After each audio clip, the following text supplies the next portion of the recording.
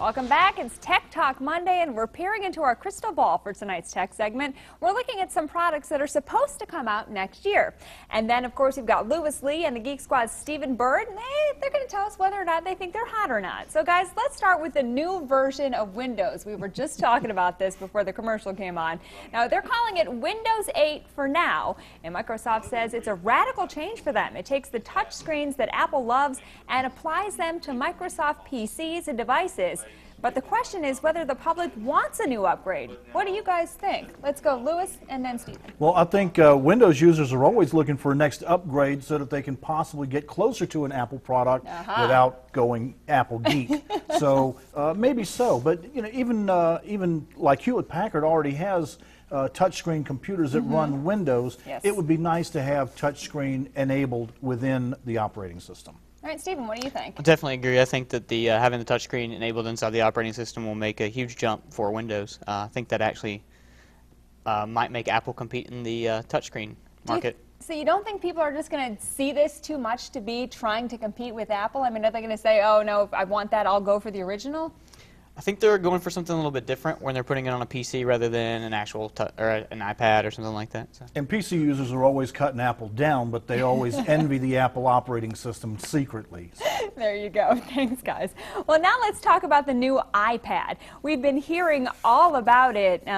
Let's see, it should come out in February. So what do we think? I mean, iPad 2 has been pretty good, right? Let's go Stephen and Lewis this time.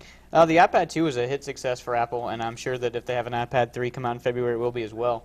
There's no hard data showing that it's going to be out in February, but I mean, the rumor mills always seem to spin things off right after the first year for Apple. Yeah, what do you think, Lewis? I actually think February is probably a little too ambitious, probably later on in the spring, and I would think that if the iPad does come out, it's going to have Siri. Siri has been tremendously popular. I got the 4S. I'm loving it. After a week, it's just indispensable now. And for people who don't know, Siri, that's what actually allows you to talk to the iPhone 4S, It's a personal digital assistant. You can actually tell your phone to email somebody and what to say in the email and to set an appointment, all kinds of things. Not bad, not bad. Well, you know, there's several new 3D products. They're going to be coming up. Sony's got a new high-tech viewer that you put in your head. Toshiba's promising a no-glasses TV next year. And Panasonic has a new product that's going to convert 2D movies into 3D. So we've talked about this before. Is any of this finally going to break into 3D? Are we finally going to embrace it? Lewis and Stephen, what do you think? Well, the wearable 3D, I think, has advantages in that you don't have to worry about being in a specific spot to be able to see it, but it's going to have disadvantages to people who have vision problems and have to wear glasses. It's going to be very clunky.